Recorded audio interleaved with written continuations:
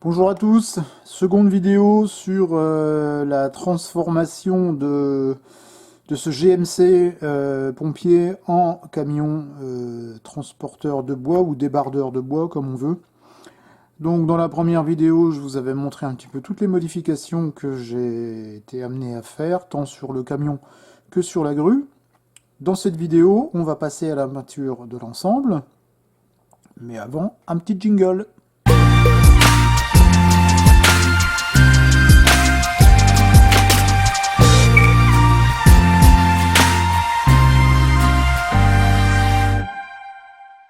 Alors, donc, comme je l'avais précisé la dernière fois, tous les éléments ont été passés au nettoyage, donc un bain d'eau tiède additionné de liquide vaisselle, le tout rincé à l'eau tiède, et puis donc mis à sécher le temps nécessaire, de façon à ce que toutes les pièces soient exemptes de gouttelettes d'eau. Donc maintenant, je vais passer aujourd'hui sur cette vidéo à la peinture. Donc ce que vous pouvez remarquer, c'est que j'ai monté la grue sur un petit support, ça sera plus facile pour la manipuler, même si elle a tendance à tourner, ça sera toujours plus facile à la manipuler pour les opérations de peinture. Par contre, pour les autres pièces, je vais pas essayer de les monter sur des supports, je vais les laisser comme ça. Je les peindrai, voilà, je les peindrai au fil de l'eau, d'un côté, la peinture ayant un séchage assez rapide au toucher. Je pourrais les manipuler comme je le souhaite. Alors, au niveau peinture, je vais utiliser toujours ma gamme de peinture Real Color. La gamme est suffisamment vaste pour faire des véhicules civils, militaires du matériel ferroviaire, des wagons ou des matériels de traction. Alors, je vais utiliser du noir, donc je ne vais pas mettre d'après.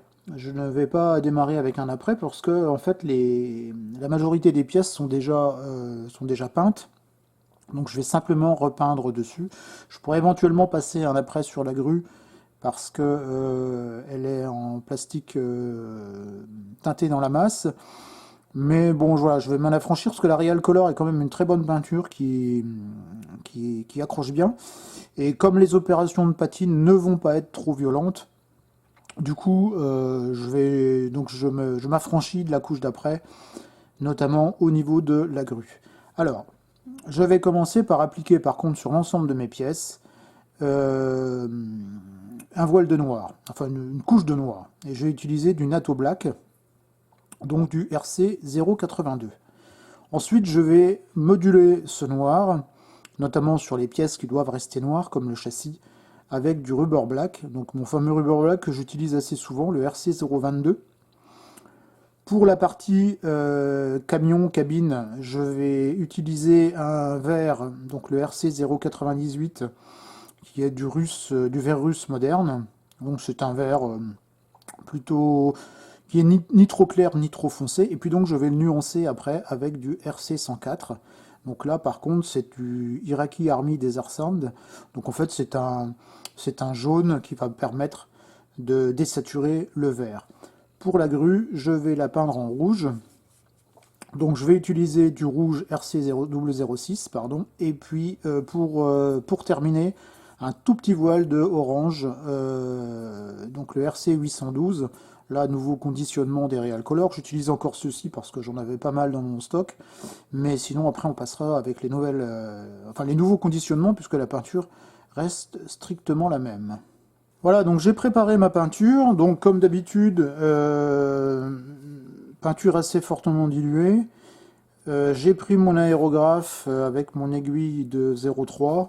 Donc, je suis pas descendu jusqu'à des 0,2, c'est pas la peine. Et puis la 0,4, comme je l'avais déjà expliqué dans une précédente vidéo, est plutôt réservée à l'application du primaire ou pour les aplats importants. Donc voilà, ici aiguille de 0,3 et puis donc pression constante chez moi de 1,2 bar. Donc voilà, je fais un essai sur mon papier absorbant et puis je vais démarrer. Alors là, j'ai monté quand même la cabine sur une précelle.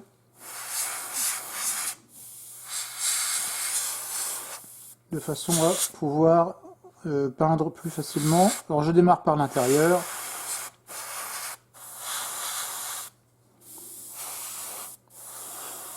Donc cette opération est quand même assez rapide.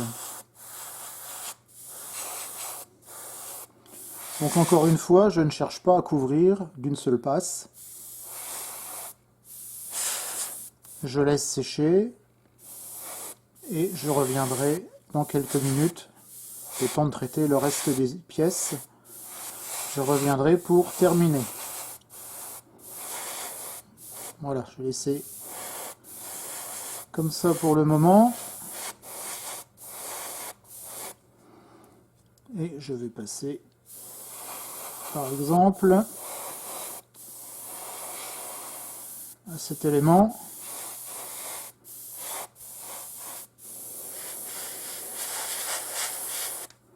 Voilà, je vais laisser sécher un petit peu le châssis maintenant.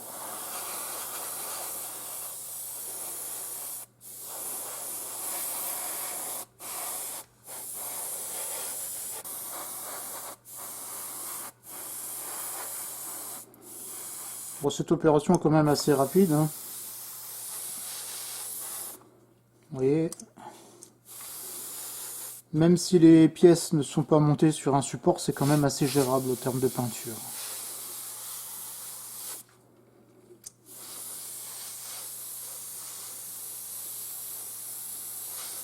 Allez, je vais laisser ça comme ça pour le moment. Et donc je vais traiter la grue. Alors la grue, comme elle se promène, je vais commencer par la traiter à plat. Donc toujours pareil, hein. Je ne cherche pas à couvrir, mais je casse la tension de surface.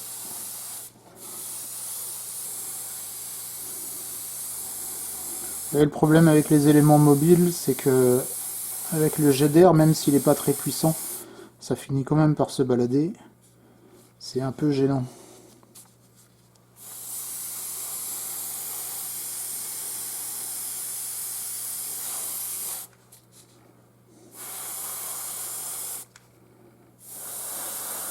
Donc je traite également le dessous, ça évite d'avoir des reflets de couleurs non désirées.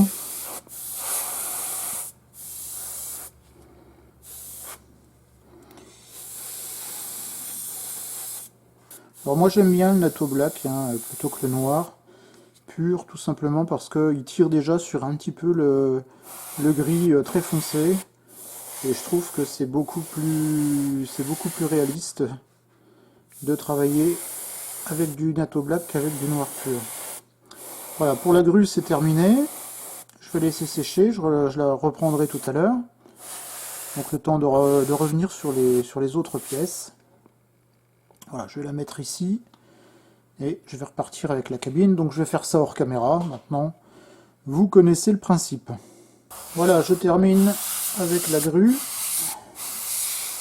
Le second passage. Je crois même que... Voilà, je termine juste avec mon fond de peinture.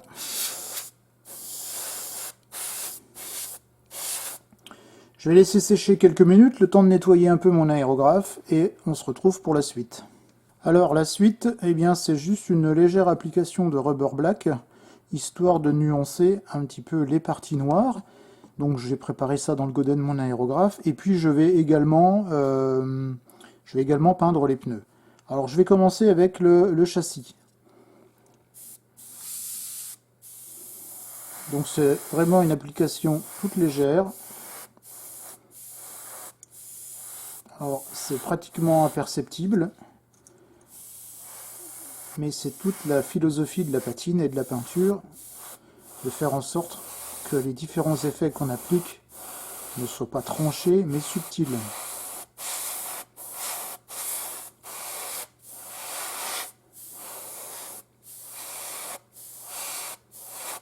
De toute façon, le châssis va subir un traitement spécifique au niveau du salissage, donc ce n'est pas l'application de rubber black qui est essentielle.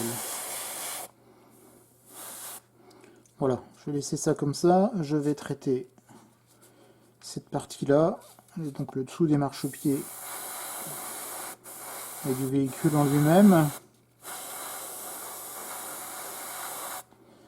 Voilà, et donc je vais m'attacher maintenant à faire les pneus.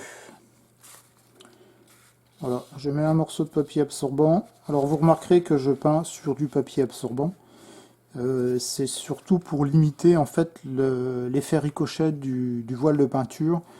Lorsque l'on peint sur la surface avec le jet de peinture, on a un voile de peinture qui se dirige. Alors si moi ici je peins pas dans une cabine à peinture, hein, je peins plus en fait dans une cabine à peinture parce que comme je suis passé sur les petits modèles, donc il y a moins de temps de vaporisation et donc je peux m'affranchir de la cabine à peinture, mais je peins sur du papier absorbant, ce qui absorbe la plus grande partie du voile de peinture qui est amené à être projeté, à faire ricocher sur la surface de travail et à être amené à être projeté dans l'atmosphère.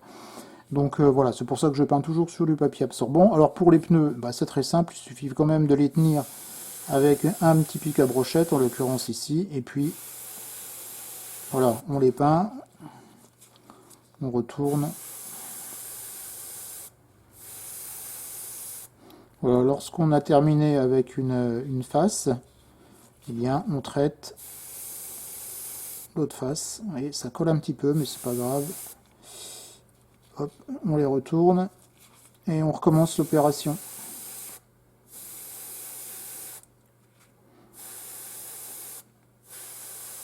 Voilà, je termine. Alors c'est pas tout à fait recouvert, hein.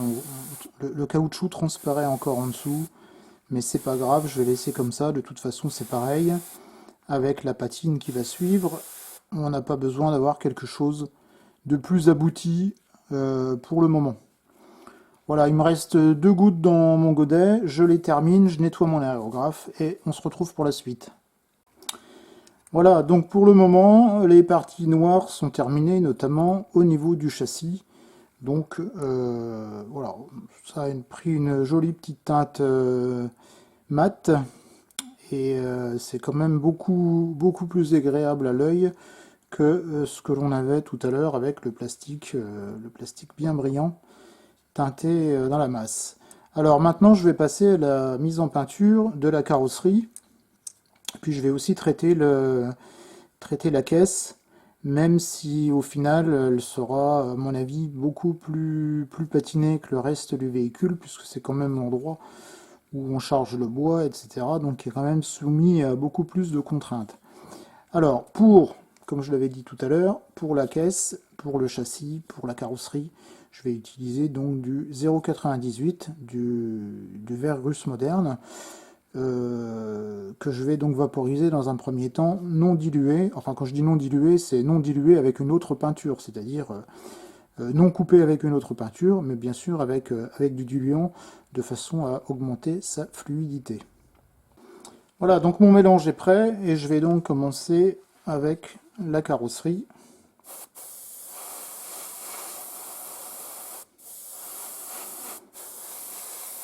Vous voyez, je suis à environ 5 cm. Je tire très peu sur ma gâchette pour ne pas envoyer un jet de peinture trop important.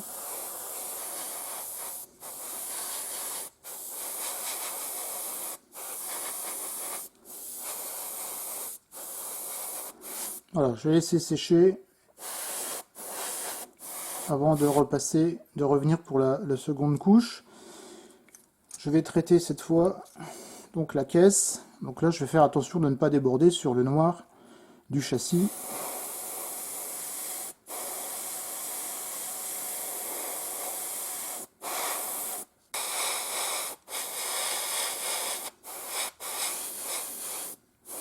Alors en orientant soit l'aérographe, soit la maquette, on arrive quand même à contrôler le jet de peinture et ne pas en mettre là où on ne souhaite pas qu'il y en ait. Par exemple, si je souhaite traiter, voilà, je m'en mets bien cette partie-là. Voilà, vous voyez, je vaporise comme ça. Et pareil de l'autre côté. Voilà.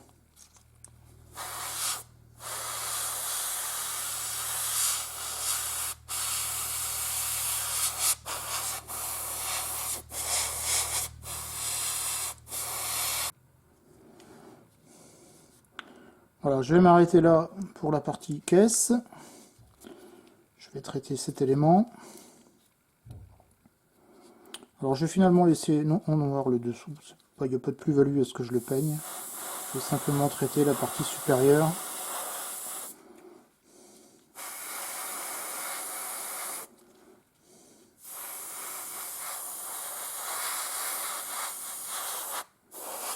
Voilà.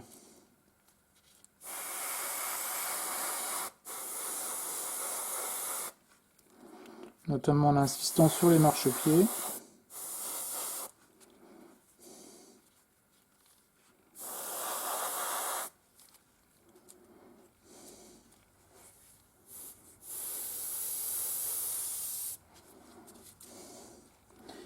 Alors avec le jet d'air, hein, c'est pas toujours évident. Voilà. Mais on arrive toujours. Avec notre fameux pic à brochette qui est l'arme absolue. Allez, je vais terminer.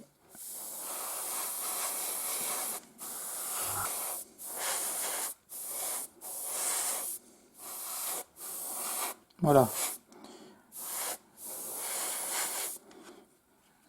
Maintenant, il me reste juste à traiter les jantes.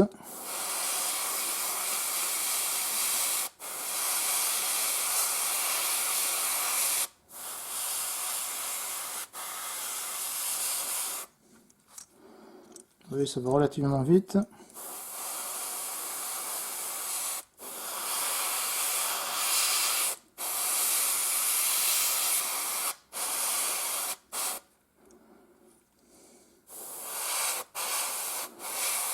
Voilà, je termine en reprenant un peu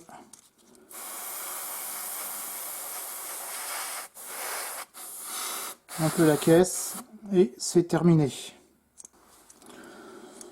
Voilà, donc ce que j'obtiens avec cette première passe de verre. Alors j'en ai un petit peu sur le noir là, mais c'est pas grave. Je vais m'en occuper tout à l'heure lors des retouches. C'est-à-dire qu'en fait je remettrai un petit peu de noir, je vais faire quelques petites retouches. Et donc voilà au niveau de la carrosserie. Maintenant je vais donc reprendre mon verre russe et je vais y incorporer donc un peu de jaune irakien de façon à éclaircir la teinte. Voilà, donc j'obtiens un vert vraiment désaturé qui tire un petit peu sur le jaune. Lorsque vous souhaitez éclaircir des verts, n'éclaircissez jamais avec du blanc.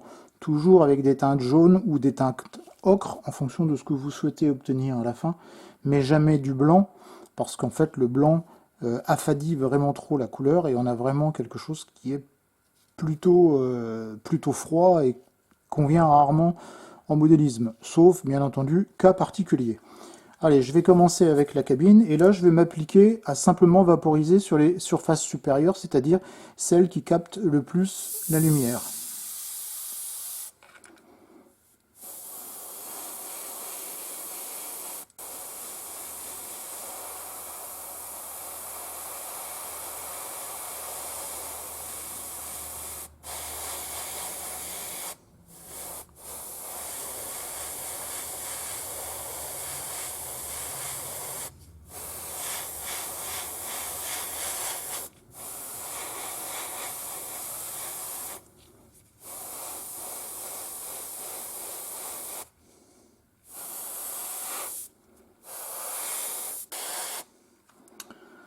Voilà, donc on voit bien la différence entre la partie supérieure et les côtés qui, eux, sont restés nettement plus foncés.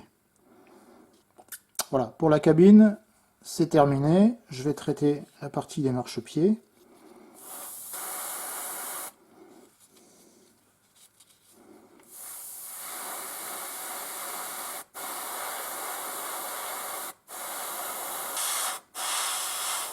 Voilà, je vais laisser ça comme ça. Et maintenant, je vais traiter la caisse.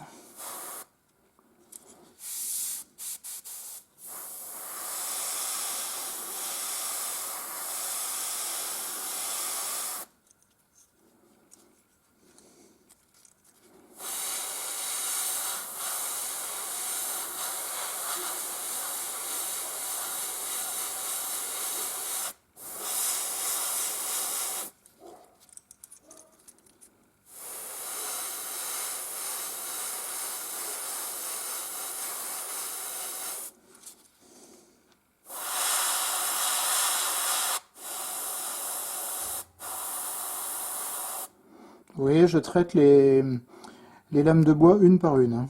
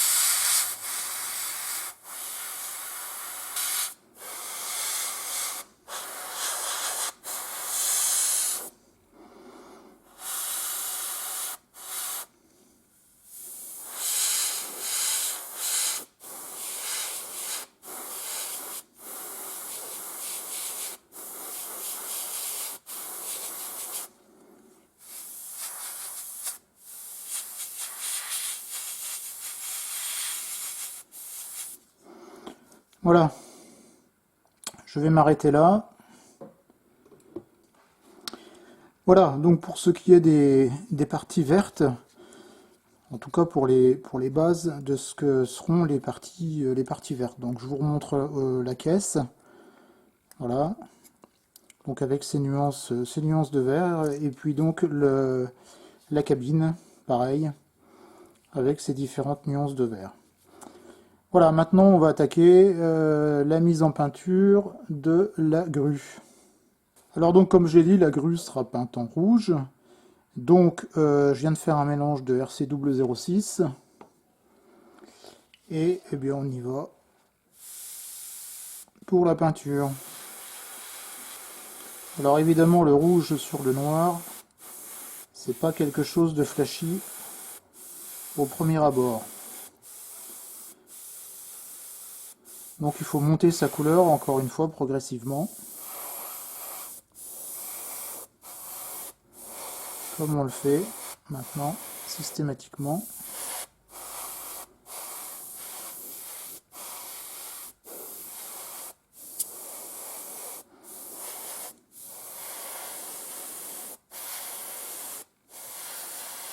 Alors le fait que ça tourne, c'est quand même un peu gênant.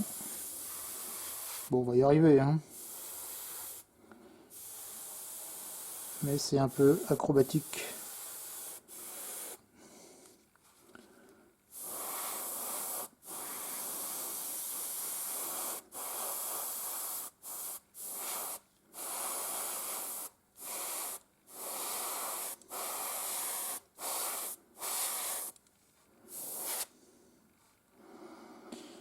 Voilà, je suis pas mal. Je vais vérifier de garder des zones où la peinture n'est pas allée, notamment au niveau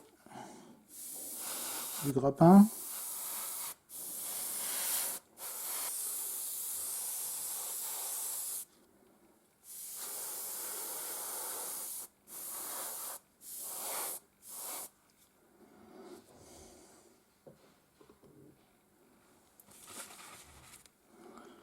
Voilà, je vérifie l'état de ma peinture. J'ai quelques petites zones à reprendre, notamment voilà, derrière les bras de sécurité. Voilà, pour le reste, ça me paraît plutôt sympa. Je vais laisser ça comme ça. Alors j'ai l'intérieur du grappin qui n'est pas fait. Je vais quand même si c'est a priori, voilà, une zone qui sera fortement patinée. Hop. Voilà. Je vais laisser ça comme ça. Ça me paraît plutôt bien. Et maintenant, je vais donc préparer un peu de orange dans mon aérographe. Et on va traiter les parties, les surfaces supérieures. Encore une fois, les parties qui vont accrocher un peu la lumière. Voilà, mon orange est prêt. On va faire un essai ici. Et là, par contre, il va falloir être assez discret. Voilà, je traite les parties supérieure, celle qui capte le plus la lumière.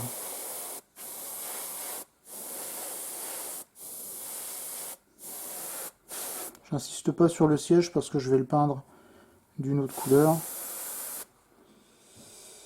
Voilà.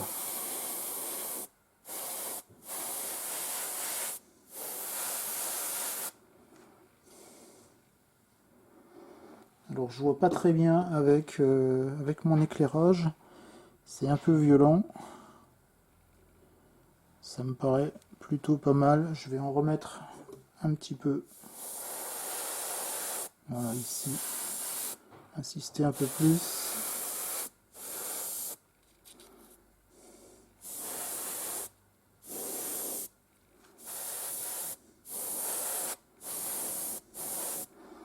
Voilà. Je vais m'arrêter là. C'est pas la peine d'aller plus loin. Je nettoie mon aérographe et on se retrouve après pour la fin de la vidéo. Voilà, les divers éléments de notre GMC sont maintenant mis en peinture. Donc voilà, ça change quand même d'aspect. La caisse, encore une fois, que je vous laisse observer avec les rainures du bois, hein, qui donc ont été recréées à l'aide de la pointe d'un cutter. Je ferai peut-être une vidéo un jour sur comment représenter le bois à partir de clair plastique. On peut obtenir des choses assez réalistes. En plus, quand le processus de patine sera terminé, les veines vont vraiment ressortir ainsi que les joints entre planches. Donc on aura quelque chose d'assez visuellement attractif. La grue, donc voilà ce que ça peut donner. Alors, je vous montre quand même, je fais attention de ne pas être en dehors du champ, par rapport par exemple au rouge pompier qu'on avait originellement sur la maquette RE. Donc, vous voyez que de peindre sur une base noire, on a quand même des teintes qui sont assez foncées. Donc là, l'idée, c'était effectivement d'avoir quelque chose d'assez foncé. Je vais juste retravailler un peu les ombres et les clairs de façon à donner un peu de relief à tout ça. Mais ça, c'est ce que nous verrons dans la prochaine vidéo qui sera consacrée à la patine. En attendant, j'espère que vous avez pris plaisir à suivre mes quelques indications sur la peinture et je vous dis à très bientôt pour la suite.